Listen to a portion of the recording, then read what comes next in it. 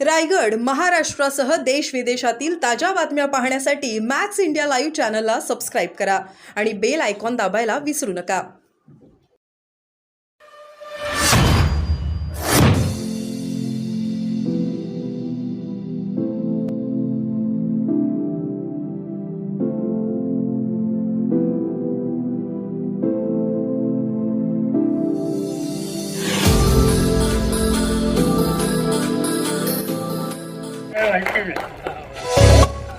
आणि मग सगळ्यांनी मिळून एक होतानी त्यांची निवडती त्याची सत्तेसाठी त्यांची इच्छा नव्हती. ते म्हणत होते की माझं शिवसैनिक माझे संघटना ही माझ्या दृष्टिकोनातून महत्वाची आहे, तुम्ही मुख्यमंत्री करा. पण महाराष्ट्राच्या हिताच्यासाठी आम्ही सगळ्यांनी त्यांना आग्रह केला आणि त्यांच्या हातामध्ये सत्ता दिली. कधीही नव्हतं एवढं मोठं संकट महाराष्ट्रावर कोरोनाचं आलं. हजारो लोक गेले, जगात सगळीकडे हे संकट आलं, देशाच्या कानाकोपऱ्यात पसरलं.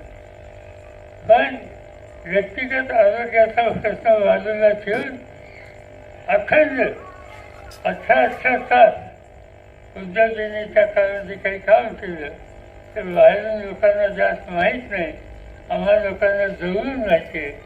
आणि त्या संकटातून महाराष्ट्र आणि महाराष्ट्राच्या प्रत्येक माणसाला वाचवण्याच्या संबंधीचं महत्त्वाचं काम त्यांनी केलं. आणि हे करत असताना दुसऱ्या बाजूला महाराष्ट्राच्या विकासाच्या कामात सुद्धा कंसा संपदून दिली नाही. असं एक विधायक, कर्तृत्वान आणि उद्याची दृष्टी असलेलं नेतृत्व आज शिवसेनेच्या वतीने आज जे दिसतंय ते महाराष्ट्राच्या दृष्टीनं भाग्याची गोष्ट आहे. अनेक गोष्टी त्यांच्याबद्दल सांगता येते, पण मी त्याच्यात आधी काही वेळ घेऊ इच्छित नाही. आज त्या पद्धतीने ते कामाला लागले. दुसरं असं आहे की काही लोकांनी व्यक्तिगत हानी सुरू केली, संघातलं तोडफोड करण्याची भूमिका घेतली. याचा उल्लेख या ठिकाणी सचिन आहेरींनी केला. लक्ष होते तुम्ही कदाचित वाचलं असेल, महाराष्ट्राचे माजी मुख्यमंत्री देवेंद्र फडणवीस त्यांनी एका ठिकाणी भाषण केलं की 2 पक्ष फोडून मी आज या ठिकाणी आलो. तुला काय कर्तृत्व, काय काम केलं? पक्ष फोडण्याच्यासाठी, कुणाचं घर फोडण्याच्यासाठी, कुणाचं संघटना फोडण्याच्यासाठी. म्हणजे खऱ्या अर्थानं माणूस जोडण्याचं काम करतो, ऐक्याचं काम करतो आणि त्याच्याबद्दलचा आदर सांगत असतो. पण हे सांगतात मी फौजला 1 नाही 2 पक्ष फोडले, पण त्याला हे माहीत नाही पक्ष फुटला असेल, तात्पुरते काही लोक गेले असतील, काही लोक स्वार्थाला वरी करत असतील, पण जे फोडले म्हणतात त्या पक्षाच्या मध्ये हजारोच्या नाही लाखोच्या संख्येनं शिवसैनिक आणि कार्यकर्ते हे या ठिकाणी आहे. आणि हे फोडल्या करण्यात त्यांची जागा उद्या दाखवण्याशिवाय राहणार नाही. आणि पुन्हा आम्ही ऐक्यानं महाराष्ट्र चालू शकतो, ऐक्याच्या ठिकाणी केलं तर. आणि म्हणजे हे सगळं करण्याची ही निवडणूक आहे. आज या निवडणुकीमध्ये भाजप आणि त्यांचे तथाकथित मित्र काही वेगळ्या पद्धतीने जाऊ पाहतात. सत्तेचा गैरवापर करणं. मी मगाशी सांगितलं की राज्याच्या प्रमुखांना सुद्धा तुरुंगात टाकणं, दहशत निर्माण करणं. आज निवडणुका आल्यात महाराष्ट्रामध्ये आणि विशेषतः आपल्या सगळ्या भागामध्ये लोक मला सांगत असतात की कार्यकर्ते मजबूतीनं उभे आहेत, पण कोणताही फोन करतो, दमदाटी देतो, असं होईल तसं होईल सांगतो. पण जे दमदाटी देतात त्यांना हे माहिती नाही की तुम्ही किती दमदाटी द्या, तुमच्या दमदाटीला भीक न घालणारी ती अवलाद आहे.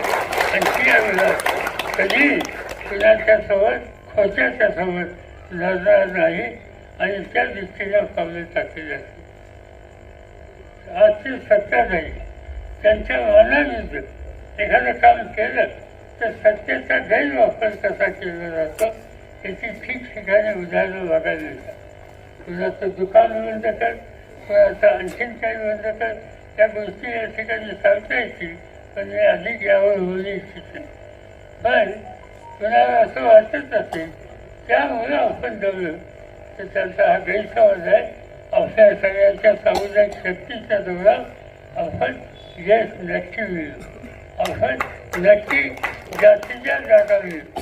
बारामतीची लोकसभेची जागा ही तुम्हा लोकांच्या हातामध्ये आहे.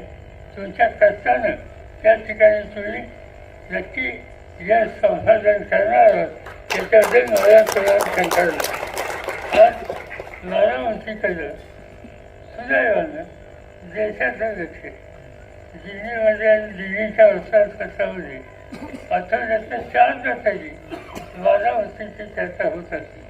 त्याचा अर्थ तुमच्या कर्तृत्वावर तुमच्या हिमतीची नोंद देश पातळीवर किती आहे त्यावर चिंता करण्याचं काही कारण नाही.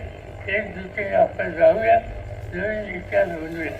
मला अतिशय आनंद आहे.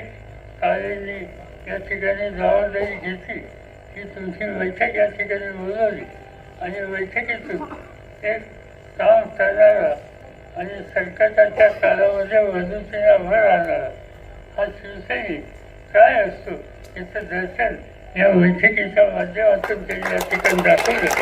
त्याबद्दल त्यांना मी मनापासून या ठिकाणी धन्यवाद देतो. तुम्हा सगळ्यांचं अभिनंदन करतो. माझे 2 शब्द संपले.